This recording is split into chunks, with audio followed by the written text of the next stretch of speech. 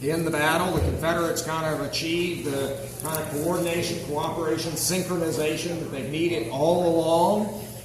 And late in the day, from a number of different impulses or impetuses, the Confederates actually began a larger scale attack. And as part of that, the division under St. John, Richardson, Liddell will go forward yet again. It will be their fourth engagement in the battle, and we are going to look at what they do. And I've set the markers up on the map to kind of crudely represent battle lines as they were in the latter part of the afternoon. Of course, in late morning, as a result of Rosecrans' ill-considered order, the Woods Division had been moved. The Confederates happened to be attacking at that moment. The southern half of the Union line had collapsed. Rosecrans had been swept off of the field. That's why you find the blue star for Rosecrans not on the map, but over here in reserve in the bullpen. But some Union troops have rallied on the Wooded Hill mass that becomes known as Horseshoe Ridge and Snodgrass Hill. They've been joined by part of the Reserve Corps under Gordon Granger, the 3rd Brigade of the Reserve Corps element that is here, and McCook's Brigade has marched down and taken post on some of the eastern hills of Missionary Ridge, and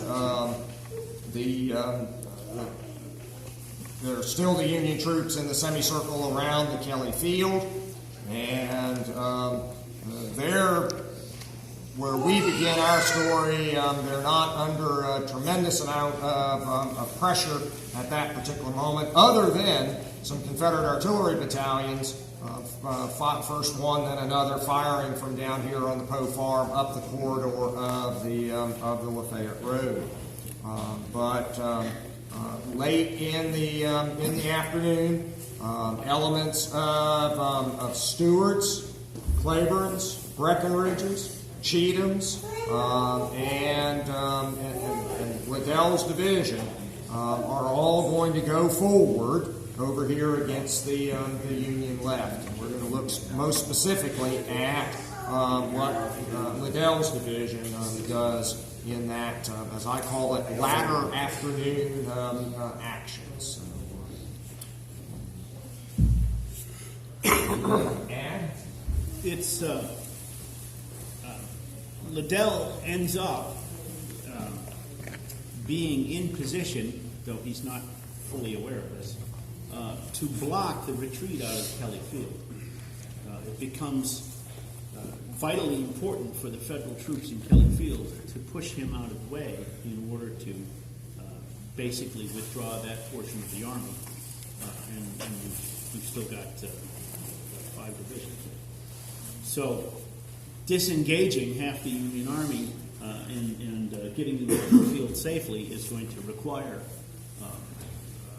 at least one pretty sharp fight at the end of the day. Most of the literature and most of the legends and lore that surround Chickamauga surround the fight at Horseshoe Ridge and the 3 regiments that are left behind. And for a number of years before I really started to study Chickamauga, I thought the retreat at Kelly Field was the easy part of the action. Over time, and especially as I was really starting to writing the end of the battle, I realized how difficult the fight it was. So that's what we're going to look at today. Let's see. What we're going to do in just a minute is we're going to walk from here. We're going to walk down to the Union left. We're going to go partly up the big cedar glade here, and then we're going to turn westward and watch this action unfold, and we will finish up here on this rise where the McDonald Farm was at the time and where the visitor center is today. So, or at least those who survive, we will have made a loop and will end up here. And we, as obviously, not carpool. Right. And our long walk associated with this one will be at the beginning. And actually, once we get down here to the near tour stop number 2, we won't actually be going there, but we'll be going near there. Once we get there, we will essentially be turning back in our movement. I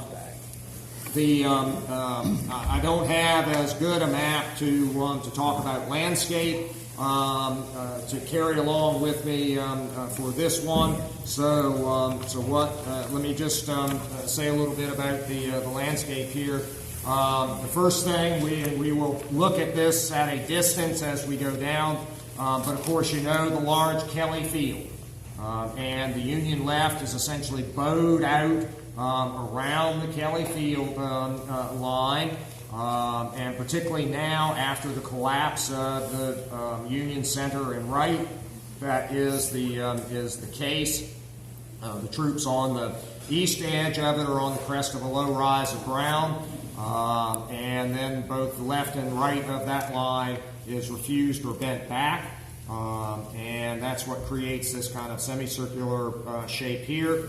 We, just as for orientation as we walk down, we will look down the corridor of the Lafayette Road just to remind people of the big Kelly Field.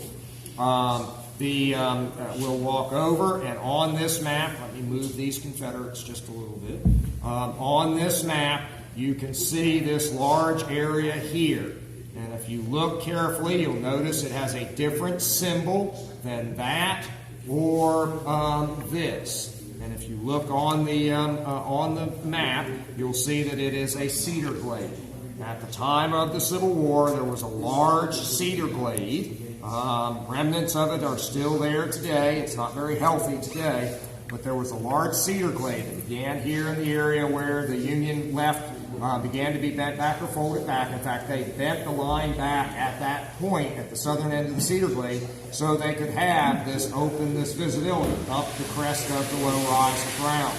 You know, the cedar glade is a mile long from the area of tour stop number 2, where the regular brigade is, all the way along the crest of that low rise of ground to north of Reed's Bridge Road. And it was about 150 or so yards wide, so 75 yards or so either side of the crest of that low rise of ground. I'll remind you of that again. I'll try to show you some remnants of the cedar glade as we are over there. But just notice how large, it actually extended up north of the Reed's Bridge Road. Just now notice how large it is, a long, narrow area. So that's one landscape piece. The other landscape piece is the McDonald Farm.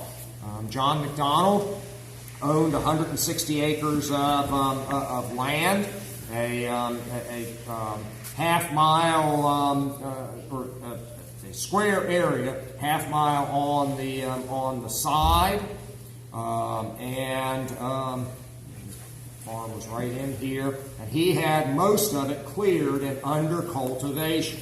And the 1860 agricultural census shows that McDonald was different than the majority of his agricultural neighbors.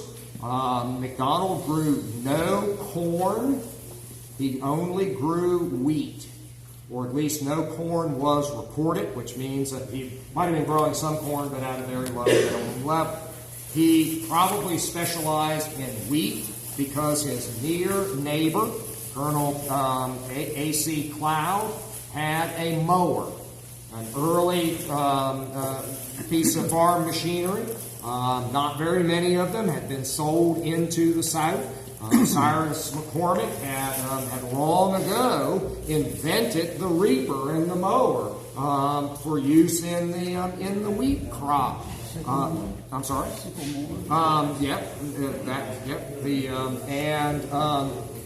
But before the Civil War, Cyrus McCormick had not sold many reapers anywhere in the United States, north or south. In the South, he couldn't sell very many of them because Slaves. slaves. It is a piece of machinery, and slaves are not intelligent enough to operate a piece of machinery. But even in the North, sales were very slow, largely because farm families were large. Why did male farmers want a large family? Help. Free labor, yeah, free help, yes. The infant childhood mortality was far higher then than we would desire and accept. Although it had come down dramatically in the antebellum period. So you've got 4 boys who are who are 13, 14, 16, and 17. Are you going to spend some money to buy a piece of machinery and when you've got boys that need something to do? Guess what actually finally made a market for Cyrus McCormick? Nope. Civil War, all the casualties. Not the casualties, simply the mobilization of the soldiers.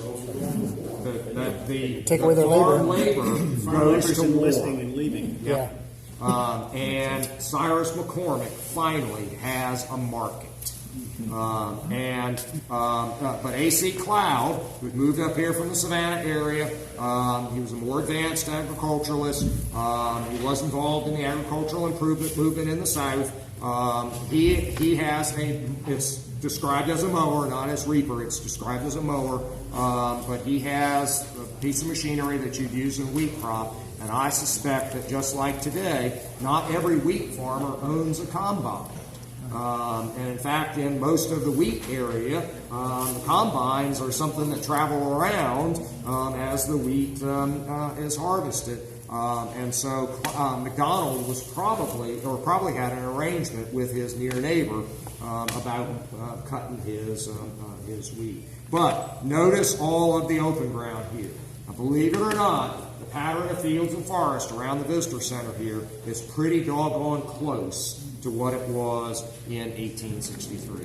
There are not a huge variations to it. Unlike down here, this field today ends on the wet weather drainage, and most of that field is gone, and all of this field is gone that we've talked about this morning. This area, the Florida Monument Field, is just about right. The field here where tour stop number 1 is today, the field here or where we are, that's all just about right. So the big open area here, in fact, the visitor center complex is kind of the biggest intrusion on that, and most specifically the trees around the visitor center complex. You should have even more of a sense of open ground around here than Lafayette Road, Reeds Bridge Road, the wartime McFarland Gap Road ran from the Lafayette Road down where tour stop number 1 is today. This was just a farm lane along McFarland Gap Road today. Questions or observations? One observation, you mentioned the infant mortality had fallen. The reason the infant mortality had fallen is great medical discovery is you had to wash your hands in between patients when you were delivering babies. So you wouldn't get mother and baby wouldn't get pupil sepsis, which is strep sepsis. That's what that amazing drop in mortality was. They still don't know the germ theory of disease yet. That's only beginning to be developed in Europe at the time of the American Civil War. But they have learned that cleanliness increases healthfulness.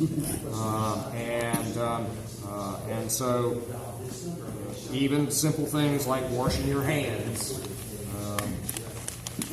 Hey Dave, when Thomas went to Snodgrass Hill, did he leave someone in charge in Kelly Field? Did he say, you're in charge? And Officially, like right out in order and you're in charge? No. But the ranking officer was John Palmer, and he effectively took command, and Thomas may well verbally have told him that you're in charge and you're the ranking officer. There was never a confusion in the chain of command in Kelly Field. There were some issues about retiring in Kelly Field, but there wasn't a command breakdown. did Thomas go back? Would he spend the rest of the battle on Snodgrass Hill?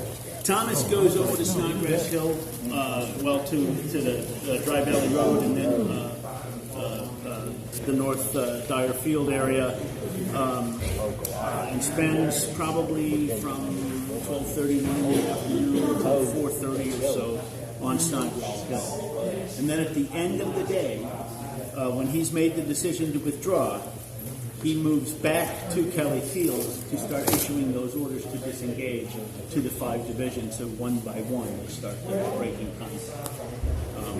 And he's going to do that from the south to the north. And so the first orders go to Joseph Reynolds. Joseph Reynolds. I'm struggling with the first name. I keep wanting to say John Reynolds. John Reynolds, yeah. I guess we know that's wrong. Yeah. But he goes to Joseph Reynolds, and since Reynolds people are at the southern end of the field, they get the first orders to fall. And then each division is supposed to fall back in order in succession, and then shift north. So he kind of unpeels that line from the south. And that process will deteriorate over time. We will wait for Mr. Ogden, who's collecting his gear.